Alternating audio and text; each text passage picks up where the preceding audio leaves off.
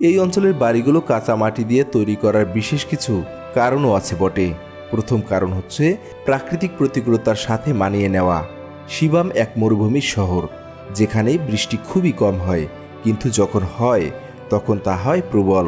তাছাড়া এখানে প্রচণ্ড গরম ও ধুলোঝড় লেগেই থাকে।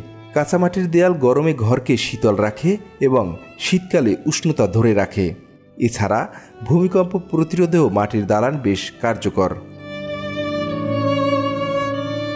শিবামের আশেপাশে পাথরের যোগান কম থাকায় এবং কাঠের অভাব থাকায় স্থানীয়রা সহজলভ্য কাদা, খড় ও খেজুর গাছের কাঠ ব্যবহার করে দালান নির্মাণ করে। এর ফলে খরচ কমে এবং পরিবেশ বান্ধব নির্মাণ সম্ভব হয়। শিবামের প্রতিটি দালানই এক একটি দুর্গের মতো। অতীতে দস্যু ও শত্রুদের আক্রমণ থেকে রক্ষার জন্য শহরকে চারপাশে ঘিরে এক ধরনের উঁচু দুর্গ শৈলীর নকশায় নির্মাণ করা হয়। সরু গলিপথ এবং সংযুক্ত বাড়িগুলো আক্রমণকারীদের চলাচল কঠিন করে তোলে।